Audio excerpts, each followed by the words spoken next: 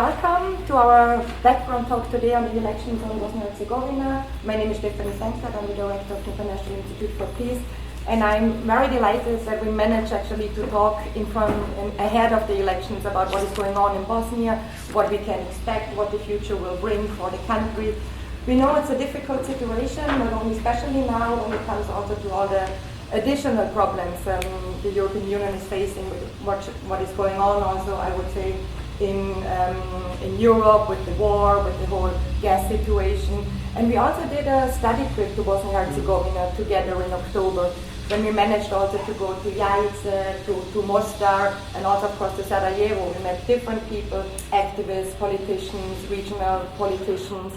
And we published a paper afterwards, and I will happily, gladly then also give it to you afterwards, where we tackled the most issues of, is it like infrastructure? Then we do know that so many people are leaving the region, which is also a huge challenge. I already mentioned infrastructure, pollution is one of the other big issues, and then of course also the whole situation, the political situation, it's not really easy. So I very much look forward, and I'm going to introduce now very quickly our two speakers from Bosnia and Herzegovina and Berlin, and now you also live in Germany for the moment. Hannes will be moderating, so I just wanted to welcome you again, and just saying that ADNAN CERIMAGIC, he's a senior analyst at the European Stability Initiative in Berlin, so political analyst, and SAMIR BEHARIC, youth activist and research officer at the Balkan Forum from Bosnia and Herzegovina. So welcome, I'm very happy that you are here, and I look forward to what you are going to share with us. But the floor, I now give it to you, Hannes. Okay, again, welcome everybody, and I hope you agree that we can bring it in our social media so that people can really look into it and the discussion. I want to start with Samir. I got a tweet today, and in this tweet says, "Dear Hannes SWOBODA, you're gonna host one of the Muslim Bosniak radical Goebbels-style propagandist, Mr. SAMIR BEHARIC. This is a shame for you and this event." So my question to you is, are you really as radical, or how radical are you? Yes, I got stopped at the border, that's radical. So if we speak, thank you first of all for organizing this event and hosting us here. We were laughing, and then I asked who actually wrote the tweet, because I don't usually get labeled a Muslim radical Goebbels style, but I got, this tweet comes from a Croat nationalist journalist writing for Večernji List or Večernje Novosti, which is more like pro-right-wing, pro-Croat right-wing kind of spectrum. When we speak about them, for those people, you're a Muslim radical if you solely question the current nationalist narratives from whichever side. Even though yesterday I had a whole tweet a thread about Bosniak nationalism, about SDA nationalism in Jajce. However, these people, at least from that spectrum, they will disregard that part, and they will take only the part if someone is criticizing Croat nationalism. And those who criticize Croat nationalism, while disregarding the other criticism that they have for Bosniak nationalism, are per se, Muslim Bosniak nationalists. And I'm very proud that I also get labeled by Bosniak nationalists as a traitor, as someone who is undermining the Bosniak cause, And again, I'm not doing anything else but questioning, the narratives which are present in Bosniak political circles. First and foremost, I'm an activist, and I hope I will die as an activist. And being an activist is not something that you do as an occupation. I think you can be an activist in your family, you can be an activist in school, at university, generally in the society, and even then I will get attacks, from Bosniaks, from SDA, for criticizing them for supporting two schools under one roof, segregation in school, which they, 5 years ago in Jajce, in 2016-17, they attempted to segregate an integrated school in Jajce together with HDZ, together with Croat nationalists. So in that sense, the criticism will come from both sides, and that's why I said it. I will wear it as a badge of honor and put it on my CV. Okay, so nationalism and sectarianism, it will be one of the subjects afterwards. But before going into the subject already, we are deeply in. Adi, what's about your extremism or radicalism, or how, are you more soft, are you more moderate? So Well, to give our people who will yes. hear and who will watch it on, in the social media that they know the persons who are sitting Yes. here. Well, I think if there is anything extreme in me, then it's the will or the emotion or the passion to deconstruct some of the cliches that exist about Bosnia and Herzegovina and about the political system in Bosnia and Herzegovina. There is a very well established and very widespread cliche about Bosnia and Herzegovina that all politicians in the country are saying. There are three ethnic groups, they're represented by three ethnic representatives, and it's all about nationalism, divisions in Bosnia and Herzegovina, etc. And that as a consequence of that, in fact, citizens of Bosnia and Herzegovina do not go out to the vote or go in very small numbers and do not care about casting their vote. And both of these are incorrect. So if I'm extreme about something, it's about deconstructing very shallow, very cliche-like perceptions of Bosnia and Herzegovina. The number of voters, for example, and that is one of the things that I will be looking as we head into the elections in 2 weeks, is whether this number of voters will continue to rise. Since 2002, we have seen a rise of voters going out to vote 500,000. From 2014 to 2018, it was around 20,000 increase. So it will be, for me, a sign that citizens still believe they can do something and that they are increasingly thinking that they could do something about the voters. And of course, when it comes to the choices that the citizens, that the voters have in elections, these choices, wherever you look, in which it's not about Bosniak Serbs and Croats, it's within Bosniak Serbs, Croats, and other voters that there are stark choices to make. Just to name one, and then we can go into the others as well, it's in Republika Srpska, in the entity of Bosnia and Herzegovina. You have two candidates.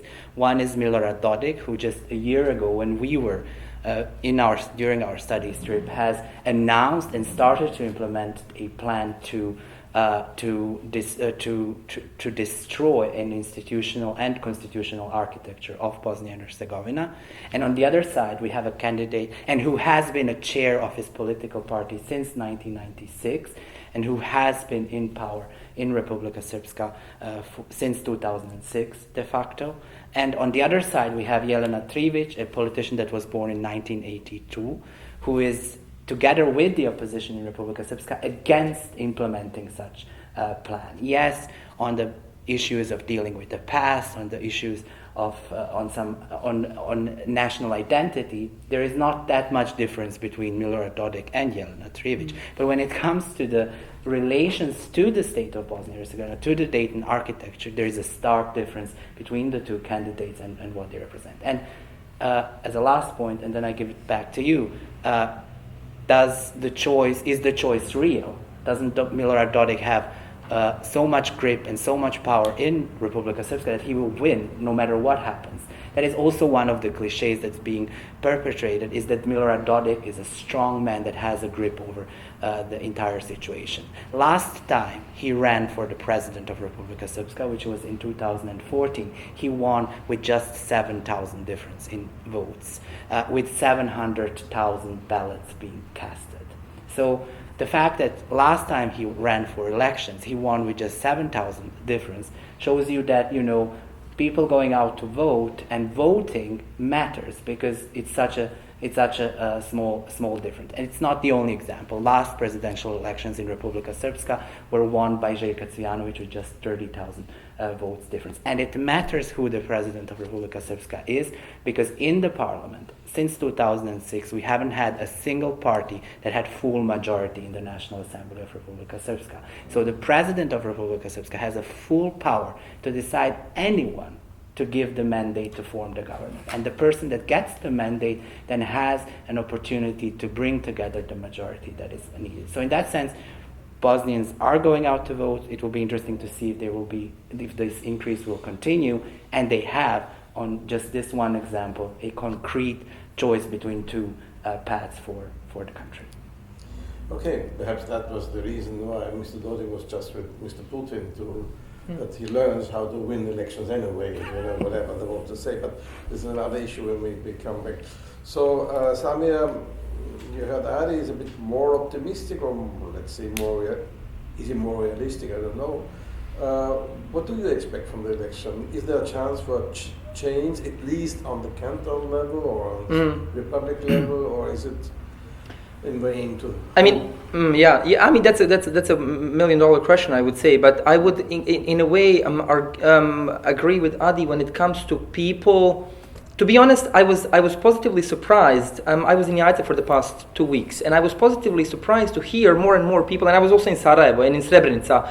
I was positively surprised to hear from those people who have never voted before, or like not in the last 2 cycles, that they said they would vote now. So something is shifting with ordinary people, and I really like to hear those people from my neighborhood, what they would say. Some of them will vote for the first time in 8 or 10 years. The others will completely shift from whom they were supporting in the past cycles. In my case, I would say on a first glimpse, I wouldn't say there is much big of a difference offered to voters when it comes to political offer. If we see what the candidates are offering, what is being at stake, what are they promising? There are some of the recycled promises that we have heard in the past couple of years. At the same time, in these smaller local communities where the political parties are going to rally, to have their own small rallies, at least from the photos that they are putting online, and I have also visited some of them just to see the vibe, to feel the vibe, there hasn't been so many people there. A lot of people have also completely left these small local communities, depopulated them, and many of them will also register to vote from abroad. In my sense, I don't expect that big of a change structurally and substantial wise. Because I don't see a candidate or candidates, parties that are proposing a radical shift. What we are usually seeing are some of the parties that have split from the bigger parties, being nationalist parties, being civic parties, proposing very similar policies, especially ideologically. That's why I don't think that in Republika Srpska there is an ideological opposition.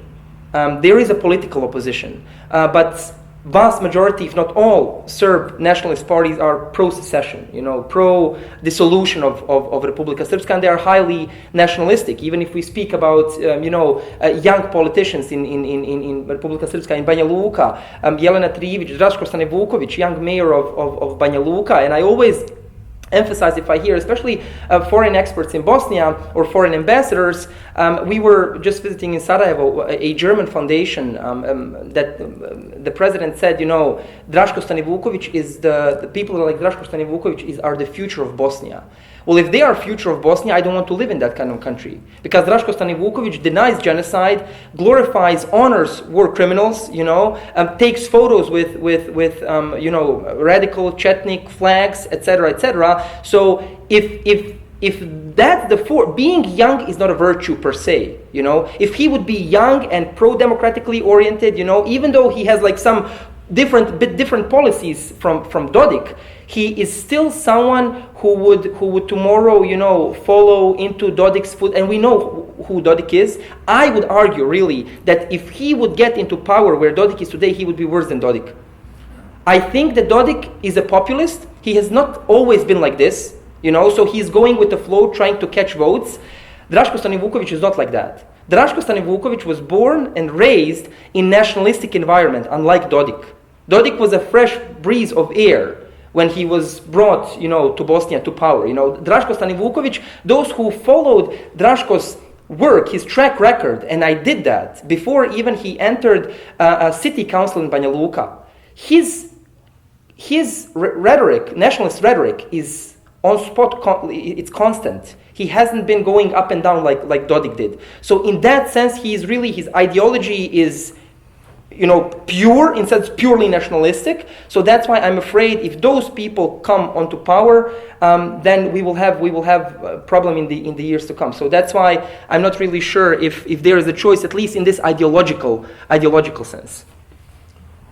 You want to react immediately, or maybe you can to explain, would it be possible in this framework, constitutional framework of Bosnia and Herzegovina, to have a real, let's say, election according to ideology or to pragmatic issue? Isn't the Bosnian constitution more or less enforcing nationalism in order to get votes by the different leaders? And is that what you explained or what you described also a consequence of the constitution, or could there be more, let's say, political divisions according to ideology and also pragmatic issues?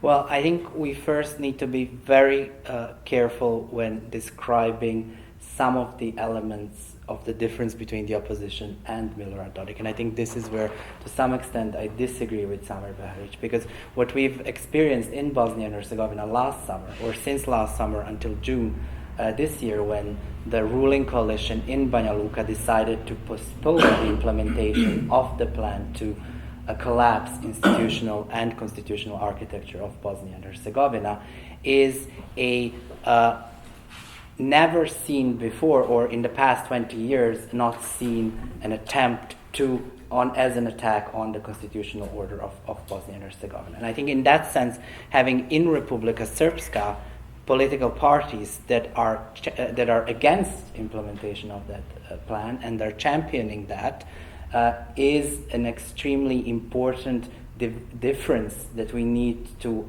especially those of us from outside of Republika Srpska, let's put it like that, but those who are outside of Bosnia and Herzegovina who need to pay a very close attention to.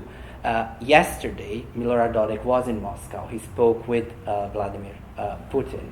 None of the candidates of the opposition did that or will do that. This morning, Russia announced the mobilization of 300,000 troops to go to Ukraine. So there is a difference between Milorad Dodik and the opposition in Republika Srpska. Whether that is the difference that will turn Republika Srpska and Bosnia and Herzegovina into a state, into a country, into a society, into a place with the values that both Samir and me, and I think all of us on this podium, share, is of course something to be debated, and of course I fully subscribe that some of these values are not there. I think what the question that you have posed is also a very important question, and I think if you go back 10 or 15 years ago, and if you go back to the period when in Bosnia and Herzegovina the EU agenda mattered and was strong, the push from the EU side to deliver certain reforms, to deliver certain progress, and to then offer certain carrots, let's put it like that, to the country. I think we have seen a completely different dynamic in the country. We have seen, when it comes to the stabilization and association agreement, where it's de facto a free trade agreement with the EU, or the visa liberalization process with the EU, we have seen multi-ethnic teams composed of both Serbs from Banja Luka, Croats from the HDZ, and Bosniaks from different kinds of groups coming together and working together on implementing a fair and concrete conditions that EU has put before them to achieve those things. So we had, as a head of the, SAA negotiating team, we had someone like Igor Davidovic, who was, before that chief of cabinet of Milorad Dodik, and who was part of those structures, working together with others on this agenda. I think that since 2006 or since 2010, let's say, the EU aspect of the agenda has faded away, and that has then enabled or opened the space for even more nationalism and even more self-destructive matters. On a concrete issues, left, right, I think we can see them happening, at the cantonal level. We can see them happening also in the federation, where you can see, parties championing, for example, support for women that give birth to children, or or some other issues where you can see this let's say ideological differences between different political parties. And I think that the system as it is now in Bosnia and Herzegovina actually to some extent enables parties that are progressive, that have different agendas to actually, with the very small votes, get into a position to implement policies that they care for, like education reform or reform of the social system. And I think that no, this opportunity has not been chosen, has not been used enough, but I think that some of the examples at cantonal level show that it is. I mean, if you look at the debate in Canton Sarajevo at the moment, we have in power Social Democrat Naša Stranka-led government, but if you see the change in the narrative of the SDA in Canton Sarajevo, what are they discussing in Canton Sarajevo, you see how important these changes, democratic changes are, and how important it is to try to put the topics somewhere else. Today, you wouldn't recognize the SDA from 5 or 7 years ago. They're discussing about urban planning, they're discussing about social policies, they're discussing about, because they feel that the current government is, in the eyes of the public or the voters, doing so much on these issues that they need to step up and then come up with criticism of this, come up with the new proposals and the new things.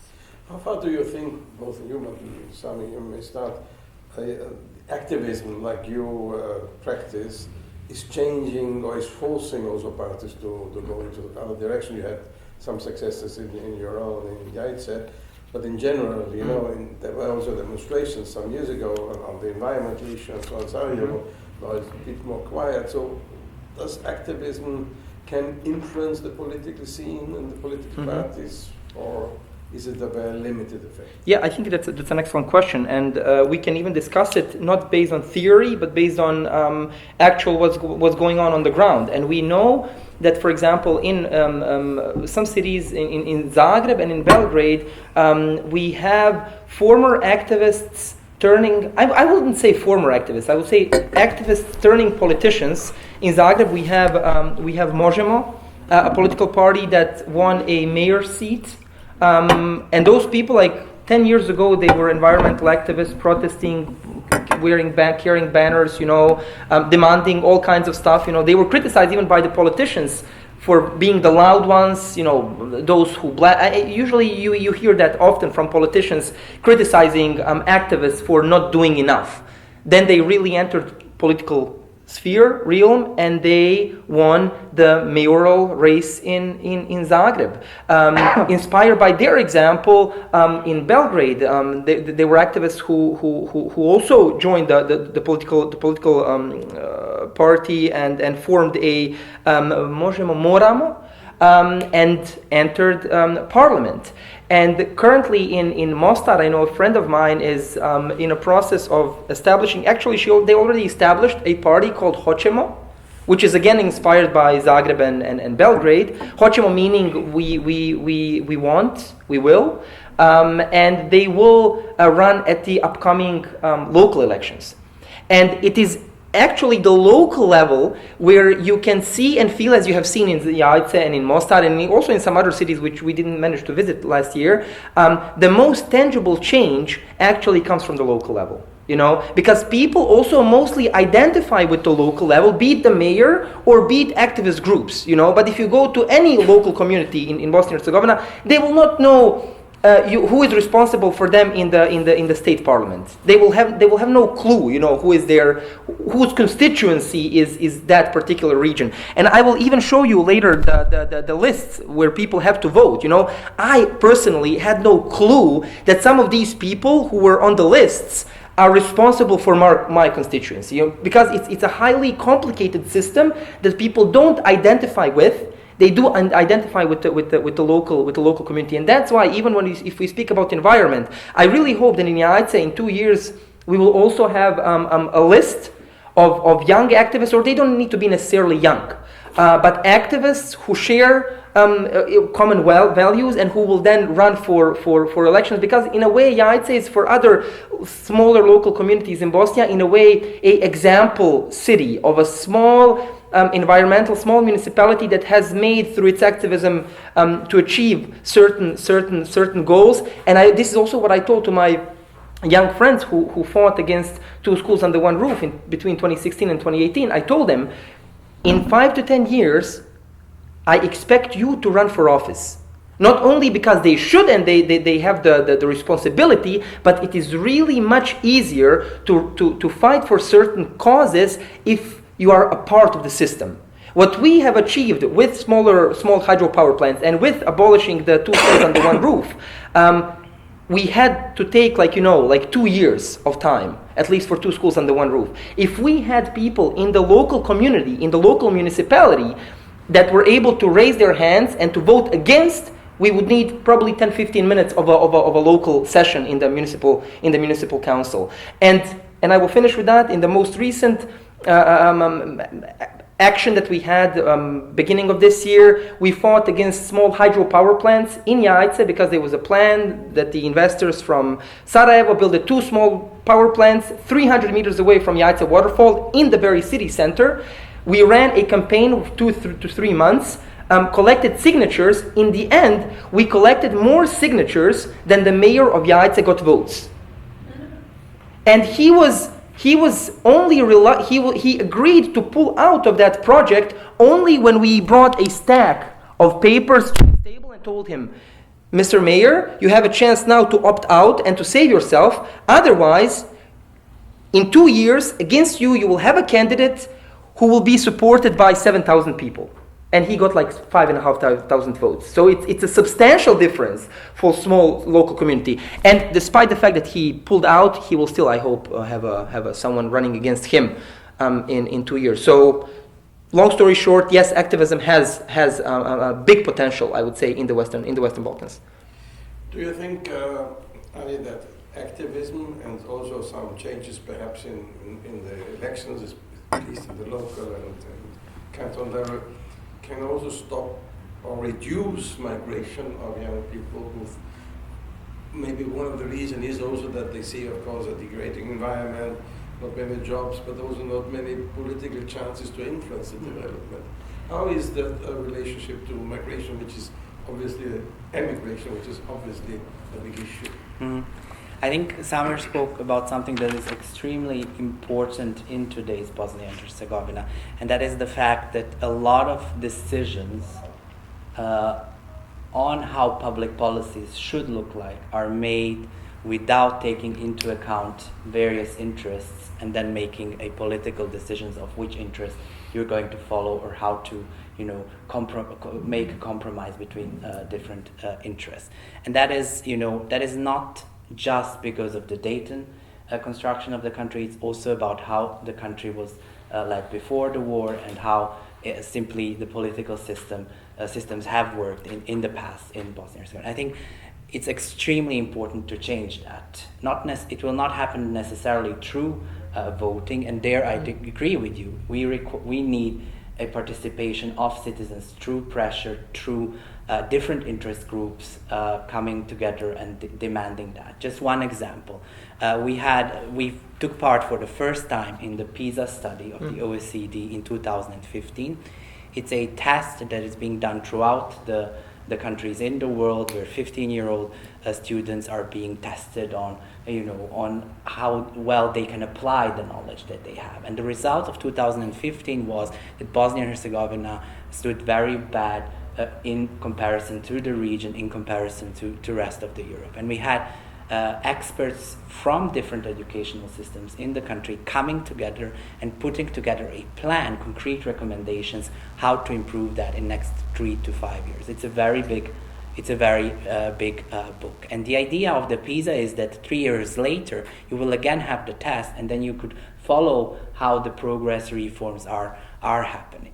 And we followed it at ESI, and if you discuss in Republika Srpska, in the Federation, wherever you do, if you discuss with people working in education, with teachers, with different constituencies, you will find out that it was extremely important exercise, that it's a very good exercise, and that it should continue. But when it came to the decision whether Bosnia and Herzegovina will take part again in the process, it was struck down by one person sitting in the presidency and his advisor, who had an opinion that this PISA study is some kind of a conspiracy, world conspiracy against poor countries, and that Bosnia and Herzegovina should not take part in it. So the interest of parents, interest of students, interest of teachers, interest of economy in the end to have education was not taken into account. It was just one person sitting in the position where she could have influence. I think when it comes to migration, this brings me to your question. I think we have to understand that most probably we will not be able to stop migration of people from Bosnia and Herzegovina. Estonia didn't achieve it, Croatia didn't achieve it, so Bosnia and Herzegovina is highly unlikely to achieve it. But when we look inside of Bosnia and Herzegovina, there's a stark difference in how fast migration is happening between different municipalities. If we look at the one where I come from, in Gračanica, and BEHARIC, for example, you will see a huge difference between the number of births in the past 10 years, sharp decline in BEHARIC, very slow or minimal or almost none decline in my hometown. Or when it comes to the number of students in the schools. In BEHARIC, sharp decline. In my hometown, it's very small, almost none. So the question is, what are these two municipalities doing different? And there is economy, export. It's about opportunities for education. It's about construction works, the number of apartments that have been built in the past 10 years in my hometown. So there is a huge difference. So the answer to how do we slow down migration is by offering conditions to citizens that can be. And the example of BEHARIC and Gračanica shows that, even at the local level, under similar conditions, you can have an impact on how fast that happens. With, a harmonized approach by cantonal government, by higher government, obviously it could be done more. But I think at the end, and Alida Vračić, who you I think all know, did the research on that, I think without having the labor force coming from the outside of Bosnia and Herzegovina, in a way that Estonia did it, in the way that Croatia did it, and in the way that Serbia is doing it today, we will not be able to fully address the issue. Yeah, this is a very, I will just add to what Adi said, especially for people who are already living or studying abroad. During the COVID campaign, I was also acting as a board member of the Western Balkans Alumni Association. That's a very unique regional association established and funded by the EU, by Brussels, to bring together and to offer a network for young people who have studied abroad or currently studying abroad and are coming from the Western Balkans. During COVID, a lot of young people who are studying abroad lost their jobs. So they reached out to us to ask us, okay, are there any scholarships, any kind of help, financial help that we can use in order to grow over this current situation? And we, of course, reach out to our institutions. None of the institutions, first and foremost, they didn't offer any help. Secondly, we asked them, okay, can you at least tell us how many Bosnian students currently study abroad? We will try to find some other sources of income for them. They had no clue. They were even confused, why are we asking them? And we tried with cantonal authorities, entities, state-level ministry, no one knew. So what I did together with two other friends, did a survey, not a survey, basically it was a small research, reaching out to individual countries, ministries abroad, to ask them, okay, could you give us please the number of Bosnian students, those with Bosnian citizens, studying at your universities at this moment? What we came up with, and we completed the map just a couple of months ago. Currently, outside of Bosnia and Herzegovina, we have almost 20,000 students with Bosnian citizenship studying abroad. So it's basically last academic year. And we didn't get the information for Croatia and for Turkey, because even in Croatia they told us, like, whatever we give to you, it will be flawed information. Why? Because they said a lot of Bosnians from Bosnia and Herzegovina, they come with Croatian passports, so you might get probably 10% of what you already have, because Croats from Bosnia, all of them have double citizenship, so they will come there, of course, in order not to pay tuition fees. Similar happens in Austria. In Austria, Bosnians are, at University of Vienna, Bosnians are the third largest foreign group of students, after Germans and Italians, even bigger than Turks. which surprised me. And this is Vienna. In Graz, I think we're the second. 3,000. Yeah, exactly. So, and soon we are currently working now on a paper to publish this, and we will present the paper next month in Tutzing at an academic conference. And we did a survey with those people, asking them back then, what do you need from your country? And in the end, they said, we came here to study abroad, not to stay here. We came here to return. They said, taking into account how our country, they didn't even ask for us, how it is, how do we feel, what do we need. So they felt a little bit as a child that was left by their parents. So, and those people were very disappointed by the fact that it was not the country that helped them, it was some non-formal group or an NGO. In the end, we did manage to help those people by money, not through institutions, through diaspora organizations, really. Here in Vienna, in Switzerland, they were usually either church and mosques, diaspora communities, religious, that helped a lot. Also non-formal groups of people here in Vienna, in Salzburg, who managed to send, they were literally gathering money and then sending to those students. And what we did is, we asked them also, would you like to vote in the upcoming elections? And there was really a big resentment by those that were kind of angry, that their country didn't offer anything to them, or they didn't even ask if they need help. And I also have to say that they were ambassadors, several ambassadors, maybe 10 of them, throughout the world, who either hosted the students, because some of them didn't even have money to pay the rent. They hosted them literally in their apartments. They fundraised for those students. They invited them to their home. They sent the money from the embassy to them directly. They said, this is the money for this, like representative cost, dinners, lunches. We will not organize any dinners and receptions for the upcoming 2 months. This is for you, so buy yourself whatever you need. So in that sense, I think we are not looking, what I want to say is that we are not looking at this rather large group of young people who are first and foremost are going to be highly educated, who will be able to contribute to Bosnia back. Bosnia can benefit a lot from them, and this is only 20,000 of them in one academic year. And we're speaking here about Bosnian immigration of highly educated young people since 1992, let's say, only in the last 30 years. So I think more focus should be also on them and on how to attract them rather than how to stop and prevent those who want to go abroad. That's an investment into the future of the country. Before opening the round of the two guests here, maybe we'll look a bit to the regional influence from the outside, not only regional, if we speak about Dodik visiting Putin. So how do you see the elections or the general political climate? How is it influenced from the outside? Of course, we have, as we already mentioned, Mr. Putin. We have, of course, President Vučić from Serbia, but also from Croatia. I think there was at least a rumor, I don't know how true it is, that the president of Croatia, Milanović, said something like that there was no massacre or no genocide in Srebrenica. So is still the country not only split between divided between different groups, but also from the outside there's a strong influence, or is it more for the home consumption of countries like Serbia and Croatia? How do you see it? Well, I think that in last elections, for example, it was elections for the presidency from Republika Srpska. It was between Milorad Dodik and Mladen Ivanić.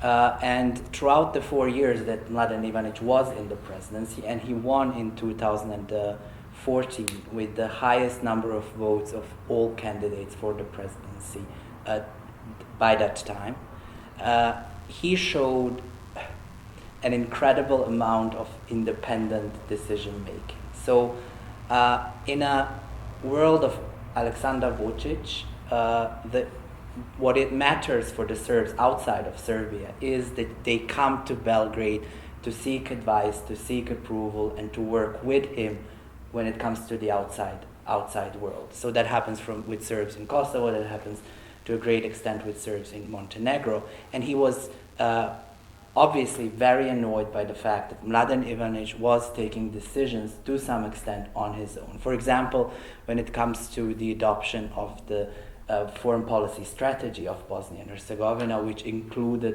references to the NATO cooperation in a way that, or NATO path, in a way that neither Milorad Dodik nor Aleksandar Vučić support, led to 3 days before elections in Bosnia and Herzegovina for Aleksandar Vučić to come out and say that Mladen Ivanic will not have a chance to speak to him, but if he would have a chance to speak with him, he would tell him which foreign country is working with him and which foreign country is pressuring him to do things, and which he was doing, which was a very strong signal to voters in Republika Srpska that Mladen Ivanic is not a choice of Belgrade and that he shouldn't be a member of the presidency. And what happened three days after was a big defeat of Mladen Ivanic in the elections. So the words of Aleksandar Vučić, the messages that the Belgrade sent, have influence on how the voters, and in that sense, I think that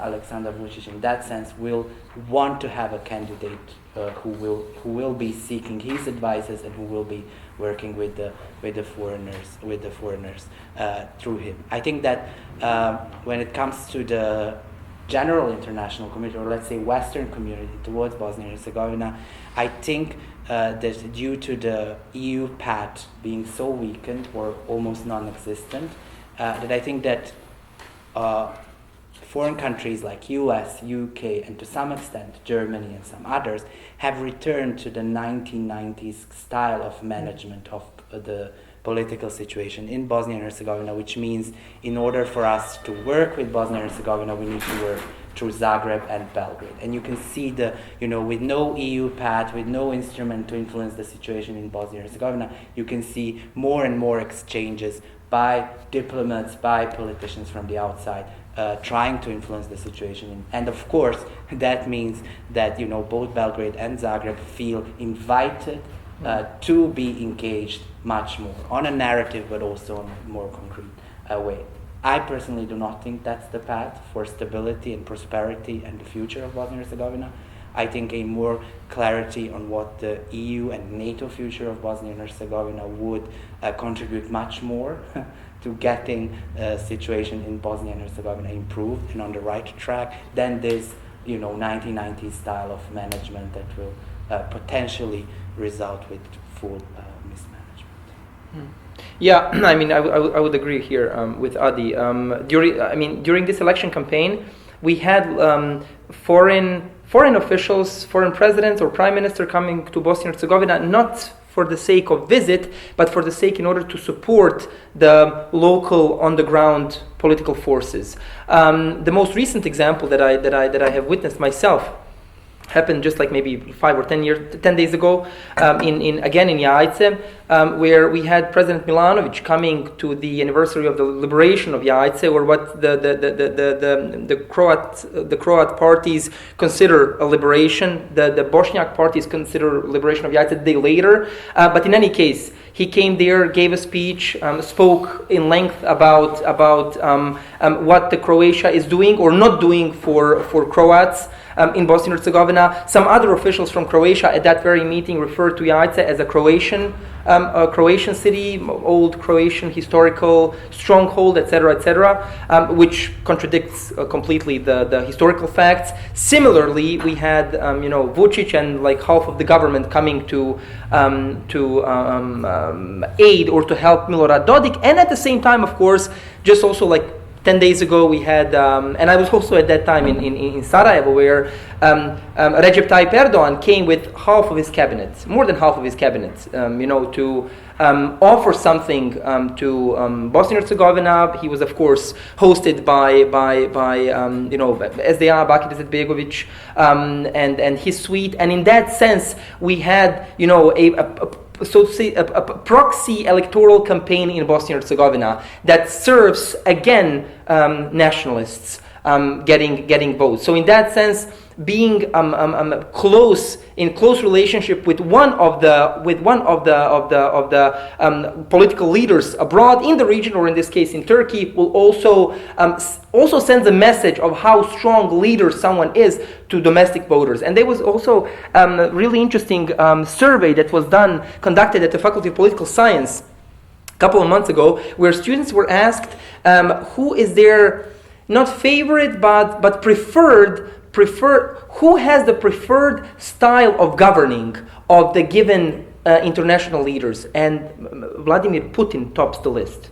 So, and this is also something that's concerning, and these are students of political science, who should know a bit more and who should be aware a bit more about the style of governing. And therefore, we even see that these strong leaders, illiberal autocrats, also gain popularity on the ground in Bosnia and Herzegovina, and that's why we see also the leaders in the region preying on that kind of sentiment and using it in order to give support to their affiliates in the country. Thank you. I think it was very informative, but now we can have, of course, some questions or some comments. We have only one microphone, so Stefan, you and myself will put it near the speaker if you want to be heard. Please, Ambassador. Okay. First of all, thank you very much, International Institute for Peace, to organize very interesting discussion. I will stress about SAMIR. In the start, you explained what happened in Twitter, but you probably know it's pre-elections time. It's very modern to be nationalist today in Bosnia. But I listened what you say today, and I understood why you're nationalist, because you are very frankly, very honest, very knowledgeable about situation, and and Samir and ADNAN show us very good knowledge about situation in Bosnia and Herzegovina. I'm very proud to listen these young gentlemen how they explain situation in Bosnia and Herzegovina, what they expect. I 99% agreed with their statements. They didn't agree, but I can understand why. I can't say about names, about Dodik, about Zvjanovic, about Tribic, about Izetbegovic, Čovic, etc. But I can say these elections, some say it's historical elections, but in the past all elections for us were very historical. But to be honest, it's very important for us to have very fair, very 2nd October elections without obstacles, and it's very important to implement results as soon as possible. I can see two scenarios. If we will see, in first scenario, we see all faces and all parties and all nationalists, we can expect a status quo situation in Bosnia and Herzegovina. Unfortunately, I hope we will see some changes, maybe entity level and canton levels, most probably than state level, because Mr. Dodik, he has good position and good, unfortunately, to be honest, but yesterday he met Putin and we saw some messages, and it's obvious it's part of his campaign. And I agree with you about opposition in RS, in Republika Srpska. It's not same. Maybe if you see position about status of Republika Srpska, they same 100%. Opposition, they all agreed about status, about to like to be independent one time in the future. Who knows when? I hope never, but we will see.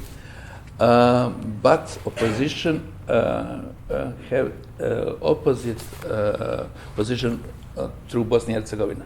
They have to built Dayton, Bosnia and Herzegovina, state institutions, central bank, parliament, presidency, diplomacy, etc. They have a little bit difference than position. Dodik tried to destroy our structure, but he didn't achieve that. It's good, but maybe Ukraine crisis, unfortunately or fortunately, help us to reject the intentions.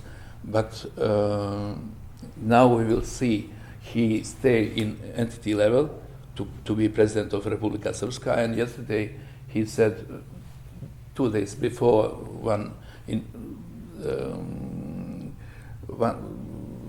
they have some meeting in Brčko, I think, and say again we will be state, we will be independent, we are same country like Serbia, etc., etc. But his campaign, he always play for national card. Not only Dodik, Izetbegovic as well, Čović as well. They play same game, and they try to collect their voters in same group and to support them for these elections as well. Now we have new parties and lots of young politicians.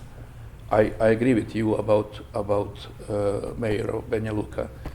I fully agree with you what you say, because unfortunately we're waiting some young politicians like ADNAN and like SAMIR to change behavior, to change mind, to put new energy, to put new statement, to bring us European behavior, etc. But young politicians, some of them play national game as well, unfortunately. Second scenario is if we will see some new parties in the power, we can see some changes and to maybe to push our European Union path.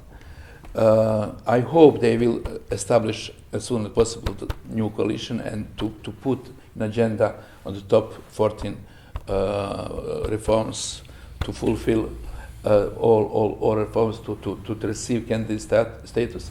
Before this meeting, we informally discussed about European Union. European Union have to be more honest for Balkan region, especially for Bosnia and Herzegovina. We paid biggest price during the war, but we stay in last wagon in train to wait to be candidate in European Union. I traveled in Bulgaria and Romania.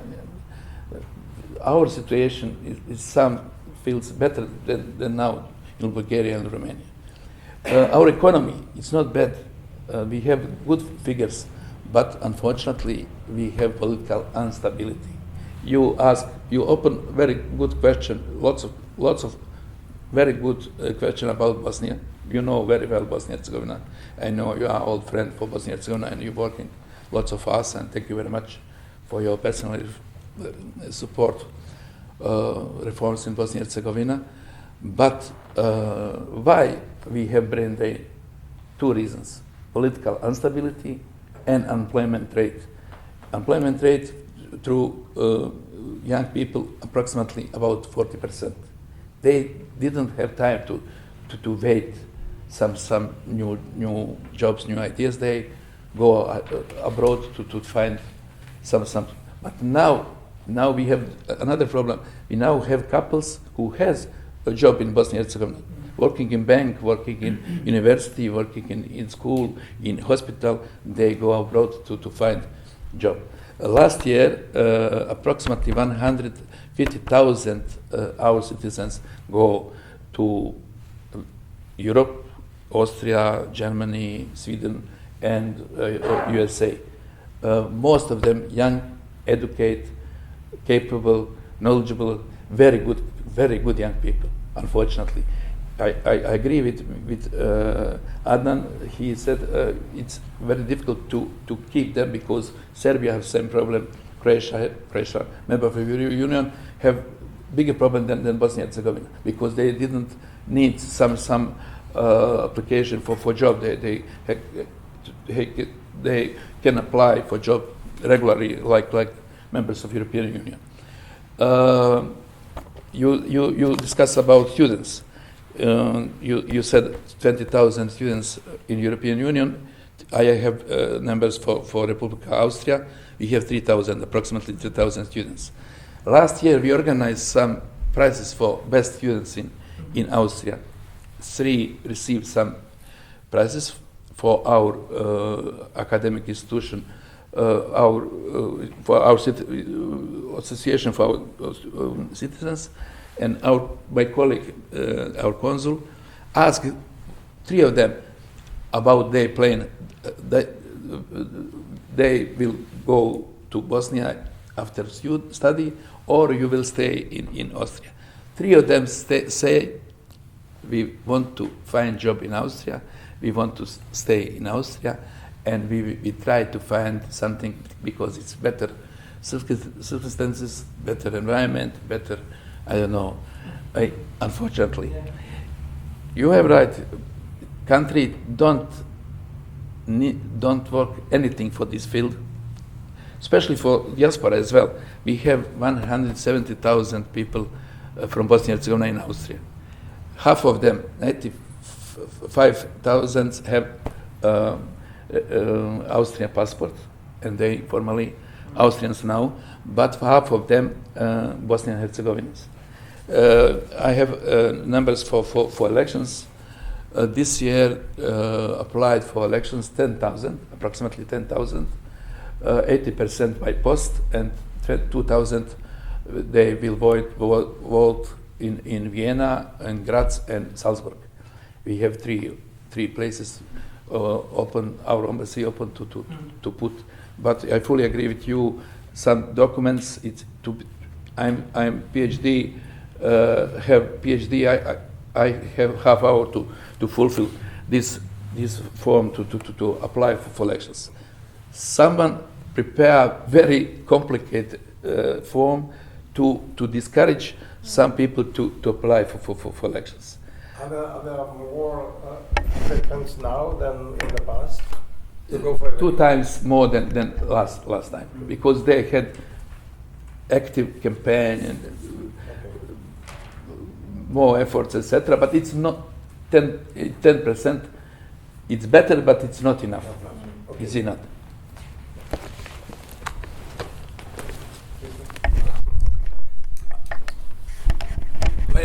Thanks for a great discussion. I really enjoyed listening. I want to congratulate you in particular that you discussed Bosnia from Bosnia's point of view and, relations to neighbors, but without mentioning the American ambassador or the high representative or the UK ambassador a single time. I found this really very refreshing. What I wanted to ask you is, you both sort of, mentioned political activism, interest groups as sort of force or as potential forces for change. I mean, you said, kind of you pointed out the importance of interest groups on the local level and individual constituencies pushing for individual stuff. Some were more organized, some were less. And I think, Samir, you basically went a considerable step further in saying, this activists turning politicians is sort of a real hope for change, if I understood you correctly. Yeah? And I think apparently yes. No, I mean, good young people in politics is something actually every country really needs. But when I look at Bosnia, I just wonder. I mean, we have these the old established parties, SDA, HDZ, SNSD, SDS, if you want, and I don't know. I just don't see them, how should I say, evaporating or collapsing anytime soon. No, I mean, I think they are here to stay.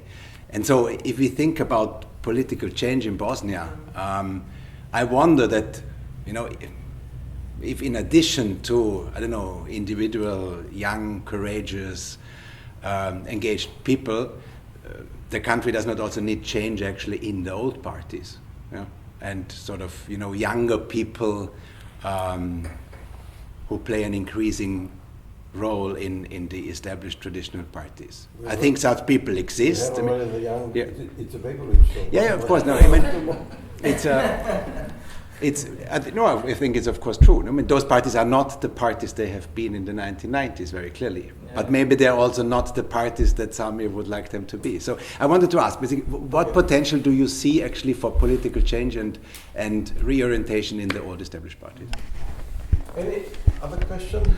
Yeah, mine is even a little bit related, maybe. Since I'm Austrian, I'm not born in Bosnia and Herzegovina, so it's very, very difficult for me to understand the whole system, and I think that many Austrians do feel the same. So my question would be, because I'm pretty sure you also realized what was going on a couple of weeks ago when it came to this idea of electoral reform, and then the Office of the High Representative, Mr. Schmidt, was quite, I would say, outspoken in his, it was even kind of an outburst towards journalists when he was talking about this situation. And then I also tried to figure out what this electoral reform is really about. So I tried a little bit, I didn't really manage, so this is the question, because I was also hearing that it's pro-Croatian or whatever, it's he gives into the Croatian narrative when it comes to these electoral reform or whatever. So does it play a role, and can you just please enlighten me a little bit what this is about? And maybe in general, I mean, this Office of the High Representative is, if you look from the outside, it's a very unique and I would say even questionable office in general. I mean, how would you say this is perceived within Bosnia and Herzegovina? And yes. Okay. So we will be mentioning the Office of High Representative. Yeah. That's fine. Yeah. My question is pretty related to the first one, because you mentioned the mayor of Banja Luka, and young people are not always progressive, but I do think that usually young people are at the forefront of fighting for human rights and peace, and they are the next generation, they are the current next generation. So what I am wondering, especially when you live in Bosnia or in Herzegovina, I can imagine it's a very polarized world, it's very nationalistic, everything around you. So it's very hard to find a place that is not polarized, so where you can get politically influenced but not party politically influenced. So what I'm wondering is, do you think we need completely new, as you already mentioned a bit, completely new parties, and how much can school influence, how much can activists influence? Yes.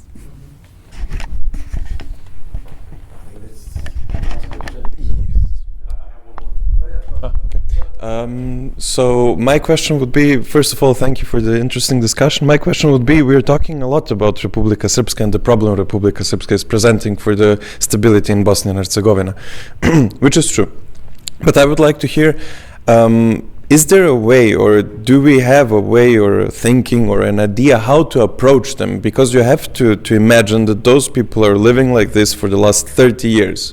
And if we say that we expected a mayor in Banja Luka who could actually compete against Milorad Dodik's party or the nationalistic other parties, to have a mayor who is not nationalistic and who has not those views which are mainstream in Republika Srpska, I would have said, okay, we're not in a fairy tale. So this is the first question. The second question would be, where do you see Bosnia and Herzegovina in 5 years? In 5 years, not in 10 years, in 5 years. In terms of EU integration, in terms of regional cooperation, in terms of the open Balkans. Nobody talks about the open Balkans. Yesterday we talked a bit about the open Balkans. Some people say Bosnia is a potential candidate to be a member of those open Balkans initiatives. So maybe to touch a bit upon this. Thank you very much. Mine is a bit connecting to what Stephanie and now what Luka said. I was just wondering how you are perceiving Croatia's part in Bosnia, especially now. We talked about the High Representative, but if we talk about the electoral reforms, I think we also have to talk about Milanovic and Plenković. And also, interesting what Luka said, where do you see Bosnia in 5 years? There's these talks about a civilian Bosnia, građanska Bosna, where Bosnia rises above ethical segregations and looks more on the civilians. And do you think this is possible, or just a outspoken dream that everyone is talking about but not really achievable?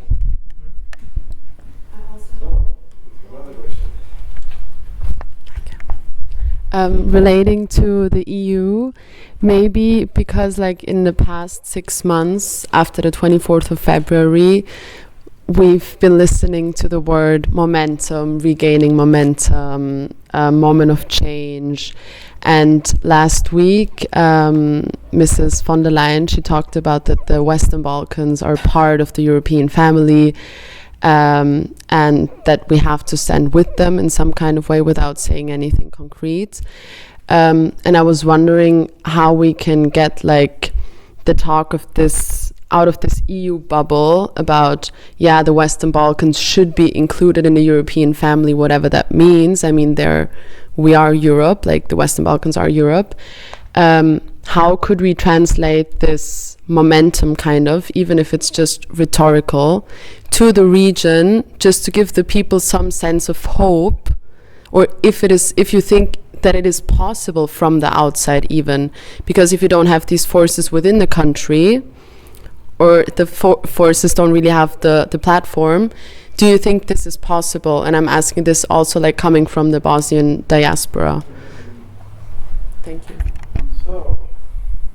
So very easy, very short questions. Do you want to start? Okay, I'm very pleased that there are so many questions and so many different questions, which means that we provoked some of the questions. I'm not sure if I'm going to address all of them, but some of them I will for sure. When it comes to what Ambassador was saying about people going back, personal example, I studied in Graz, I finished studies in Graz, and then I went to Belgium, but I wanted to go back to Bosnia and Herzegovina. Like, the reason why I went to Graz was because it was 2004, and there was a sense that Bosnia will become member of the EU soon. It was discussed 2007 or 2009 at that point, and I thought, in order to be more attractive on the labor market, I really thought like that. I need some extra values, and I thought learning German would be one of the assets, which obviously is not working well for me, but still, it was. So has unemployment rate 0. West municipality was Herzegovina. Gorazde now engrađen za import workers, engineers, some other workers to work in the company. Yes, but I would love to discuss Gračac and the labor market in Gračac, because I think the workers there, in fact, if you're a 40-year-old, you don't have an opportunity to think about being 55 and being able to take care of your children, going to the studies and be progressing. There's this, we need workers in Gračac to come together and demand more rights and better opportunities to go, but that's another issue. But I agree with you, and I think it's an interesting. So from my example, it was when I finished my studies, I went back to Bosnia because I wanted to contribute and because I believed that I could contribute. I left Bosnia and Herzegovina again because I felt I wasn't doing what I was supposed to do, and then I wanted to go to Berlin to get energized more. So I think it's possible to create that. But Christoph, what you said about political parties, I think it's important. If you look at, there is only one party in Bosnia and Herzegovina at the moment that has never had a change of its chair or the president of the political party, and that party is SNSD and Milorad Dodik since 1996. It's also the only party that has a president that was elected before 2005. The second party, which has had the longest serving chairman of the political party, is HDZ-PAH and Dragan Čović. They had 9 presidents in history, but since 2005 they've had no change of the political party. So if we talk about traditional parties and changes, you can see even at the helm of some of the parties, you see long serving presidents not allowing or creating a dynamic in which changes are not. Is not. Yes, yes, it is similar, especially when it comes to the content. But there are differences between both three of the chairmen in that sense. I think that example of Canton Sarajevo, whatever you think about Naša stranka, Narod and Pravda, and whatever you think about SDA is interesting because at that level it has created a different dynamic within the SDA. The topics they discuss, the way they discuss it has changed. It has an influence. The fact that they were outside of the government and the fact that they so much want to rule in Sarajevo. Canton, because it's a big budget, because it has a lot of influence, it has changed to some extent dynamics. So if we think about how we want to influence these traditional and big parties, I think it's one of the ways is to put them out of the power and to see changes. I think when it comes to the SDA, the presidency elections are important. You know, if Denis Bečirović, who's the opposition candidate, wins, it will almost surely start the discussion within the SDA when it comes to the leadership, when it comes to the future of the party, if their president doesn't succeed. When it comes to young politicians, so I think there are two ways. One way is to put them in the opposition, which is possible. We've seen it in Canton Sarajevo. SDA was not part of the government in many respects, at many instances. The other way is by creating new parties, not necessarily breakaway parties, but new parties like Naša Stranka, etc. I think that the biggest potential of Naša Stranka is not for it to become a ruling party in Bosnia and Herzegovina, because I think that's not the future of the party. It's to influence traditional big parties, how they do it. I mean, we have example, Vesna Pusic and her HNS, how they influence SDP, how they influence HDs. You know, it's the way you have. They are, yeah. When it comes to young politicians, we don't have to go far. We can stay in Austria and we can go to Sebastian Kurz, who at the beginning of his rise to the power was actually the moderate, the progressive politicians within the ÖVP. I was here when he was the Secretary for Integration. The way he was reaching out to the communities, the way he came up with an idea of Rot-Weiß-Rot-Karte back in the days, and then he changed. Why he changed? Because he felt that that's how he can get into the power and that's how he can win elections. So I think when we talk about young politicians in Bosnia and Herzegovina, it's the catch within which they can so easily, it's a trap in which they can so easily fall by thinking that the only way to beat Dodik is by being Dodik or by being worse than a Dodik on the nationalistic ethnic terms. And in fact, if you look at the figures, Dodik has been very bad for his own political party. In 2006, they had 41 members of the National Assembly of Republika Srpska. Today, they have 28, 27 seats. His party has been going down since 2006. He has been keeping the power. So if I was a member of SNSD, I would be asking a question, what will happen to us after Dodik either naturally or in some other way is gone? And I would demand changes within the party. When it comes to the OHR and what they wanted to, it's, how do I explain it in a simple way? There was a negotiation on changing the electoral law and the constitution of Bosnia and Herzegovina that has been moderated by the EU and the US for the past year and a half. It was done in ways that was critical by some, but there was this attempt.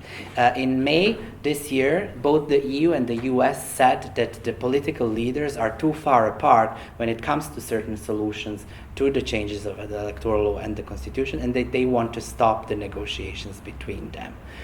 Month later, for some reasons still unexplained, the OHR came in and said, well, they might be a bit too far, but I have these powers to wake up, put the decision on the website, and to decide which side or to which side we go. So you don't have to know anything about, the details of the electoral law changes. You don't even have to know who had the ear of the high representative, who was closer and to which extent. I think all one needs to understand in this situation is that in Bosnia and Herzegovina, there is a person who has power to wake up, put on the website changes to the law, and that those changes to the law then become part of the legal and constitutional system of Bosnia and Herzegovina. And I think in today's Europe, in today's time of instability, that is actually a problem, not a solution to any of the problems for Bosnia and Herzegovina and the region. And we need to seek a difference. So without going into House of Peoples, blockades, etc.,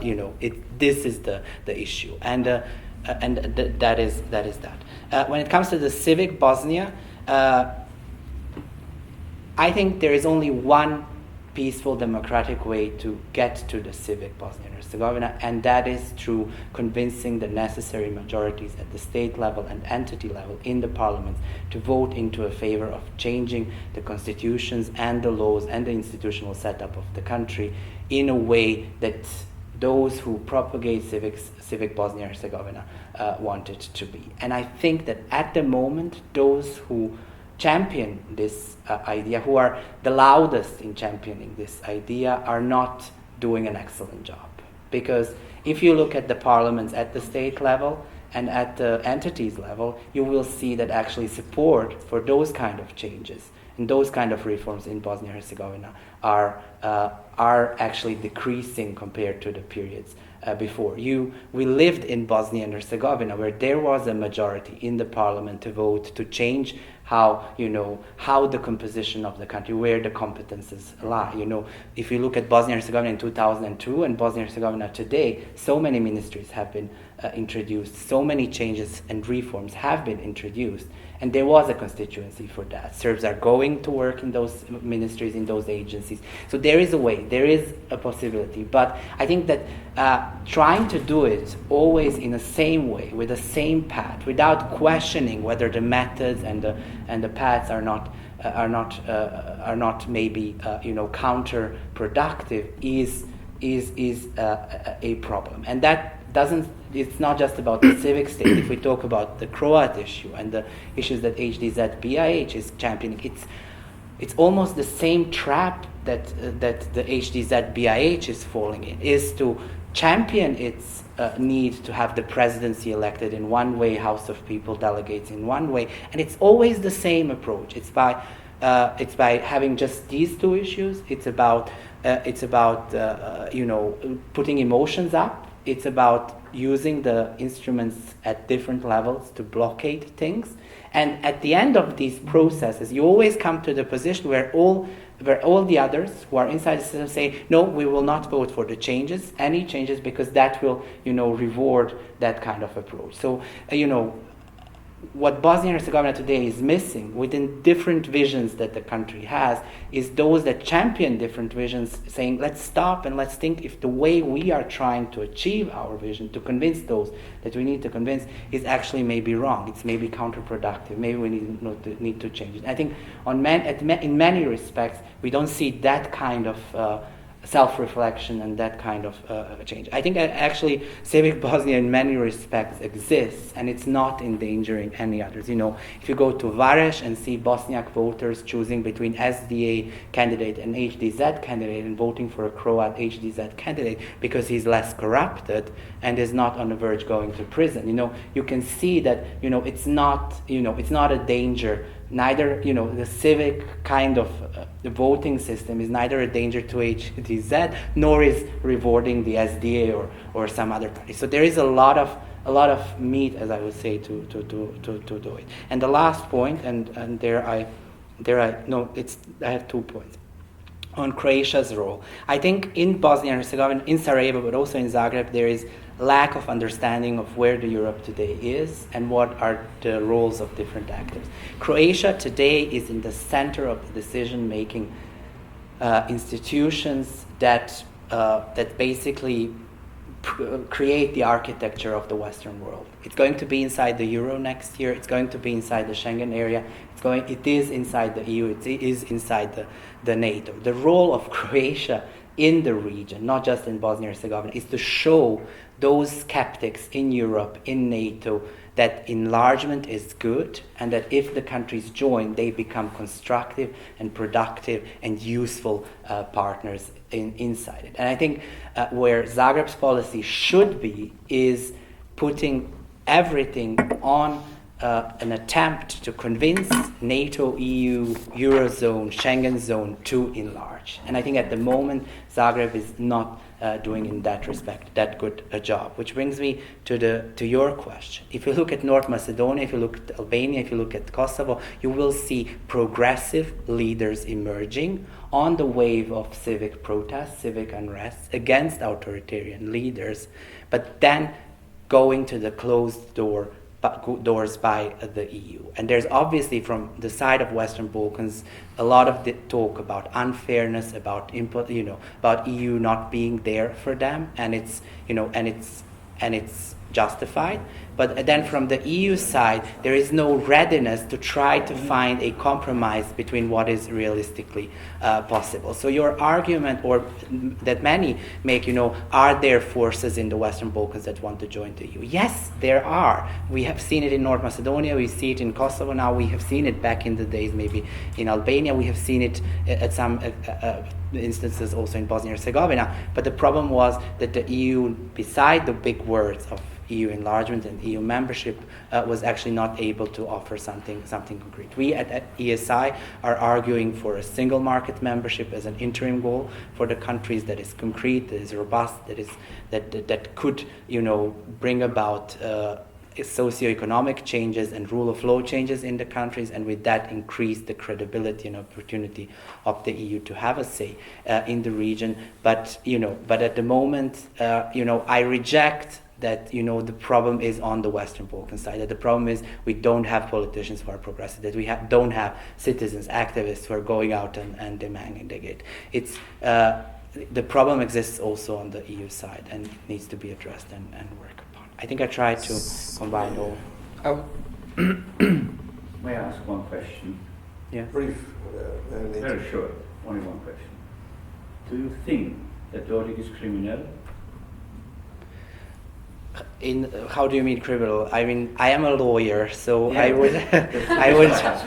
I would have to see. I mean, he hasn't been convicted as a criminal so far at the court. But I think that if you look at the judiciary and how it's working in Bosnia and Herzegovina, it's very likely that if he was and if he is a criminal, that he would not be neither indicted nor prosecuted, because the judiciary system in Bosnia and Herzegovina, which was in fact set up with great extent by the support and by the contribution of the EU and the US partners, is such that neither prosecutors nor judges have an incentive to work on big corruption political cases, because at the end of the year, their position within the judiciary and their perspective of moving forward depends on the number of cases that they have. It doesn't depend on how big the cases or how the complex cases. So both the prosecutors and the judges are actually avoiding to take on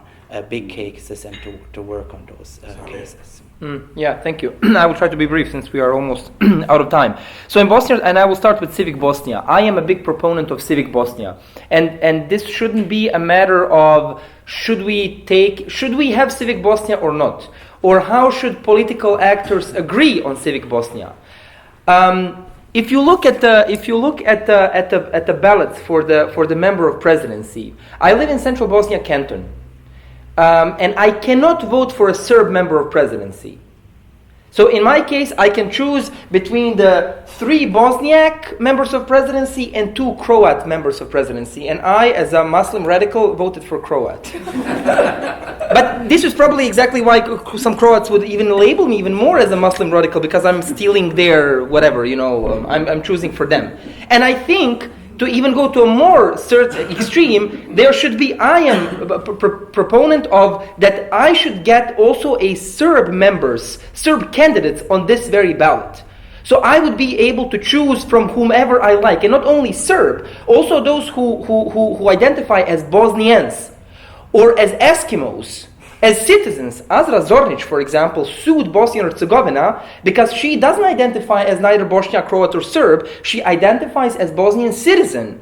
She won in Strasbourg, but the implementation, the court case has never been implemented. Mr. Svetozar Pudaric is a Serb, or was a Serb from Sarajevo. He died, waiting for his verdict to be brought, published, and implemented. So we have 5 currently cases from the European Court of Human Rights, and one of those 5 plaintiffs died while waiting for his judgment to be implemented. So the question is, should we be waiting? Should the plaintiffs, they need to die in order, some of them have died in order for the state to implement something that's a basic human right. 400,000 people in Bosnia don't have the right either to vote for whom they want or to run. If you're a Jew, if you're a Roma, you have no right. If you are a Bosniak So you cannot run for president, for example, or if you are. What is the Serb candidate, the Serb Croat candidate? Yeah, but If you are a Serb candidate in Jajce, you cannot run for president of the country. No, but if you're a Jew, you can basically say, I feel like a Serb Jew. Or But then that's again playing into the. But even then, you have to say if you are in federation that you are Bosniak or Croat. You cannot say that you are a Serb. But why would anyone need to buy into the ethnic narrative in Bosnia and Herzegovina in order to run? This is not civic country. because it's the constitution. Yeah, exactly. That's why that's why I argue the That's what I'm constitution saying. should be first of all changed. But there are 5 verdicts of the European Court of Human Rights. It's not who. It's the court decisions dictate that the constitution should be amended. And we know who should amend the constitution. The question is how. The question is, no, it's not the question. It's that they do not want to amend it. We know who should do it. And we are not asking anything special than to live in a country that's like Croatia, like Slovenia, like Austria. We're not asking any special treatment. We don't want to be a new Lebanon or a new Palestine, as some actors are saying. So what we are asking is not to have like this, this cabbage of lists. I need a half an hour to go through this, to vote for cantonal assembly, federal parliament, state parliament, presidency, and this is, of course, it is a constitution that I don't think it's set in stone. It should be amended and it should be changed, I even have friends in Jajce who emigrated because they said we do not feel represented here.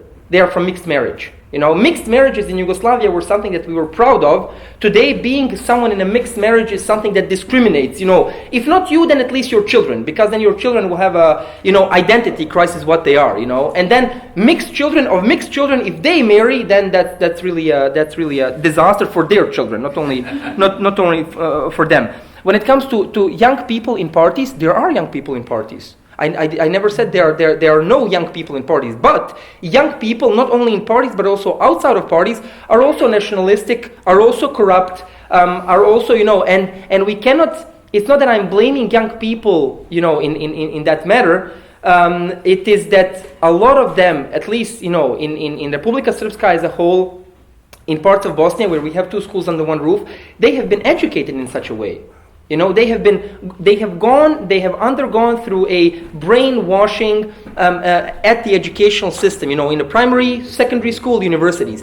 In Republika Srpska, we have students, pupils that learn in the textbooks, in the history textbooks, that Radovan Karadzic, Ratko Mladic, Šešelj were national heroes who defended Republika Srpska. In 2 schools under one roof. Currently, we have 56 of them in 3 cantons in the Federation of Bosnia and Herzegovina, where students learn that Zagreb is their capital. I learned Croatian anthem in primary school in Jajce as my own anthem. That's what I learned as a 6-7-year-old. In first year of gymnasium in Jajce, we learned history lessons that Bosnian kings are Croatian kings and that the Croatian kings are my kings. It's not about being a nationalist or not. It's just simply not accurate. And then we can even discuss if it's a national curriculum or not. I would say that we should have a curriculum that would be my wish, to have a curriculum that critically examines history teaching, that critically examines historical narratives, and to have it and to offer it to children and to discuss it. I think, thank you very much. Thank you very much, Samir. Thank you very much, Adi. I think, Samir, you are already on the way to be a diplomat. Not yet totally, but it will come. For the moment, still, Adi is the more diplomat. But I think it was very, very good from both of you what you presented, because it's a very complex area. We could not deal with everything, but of course we will have another discussion after the election, where some from diaspora in Austria and Vienna will also discuss the results, which hopefully will be a bit better than they were in the past. But anyway, we should not give up hope. And Adi, you presented some of the positive signs, and also you with your activities changes the country, and that's very good. And thank you very much for coming and for Thank you. Thank you. at the end, I prepare a small present for Mr. SWOBODA because he old our friend, and I prepare a book about Bosnia and Herzegovina. It's very interesting. I hope you will enjoy it. Thank you very much for. Imam tu fotografije lične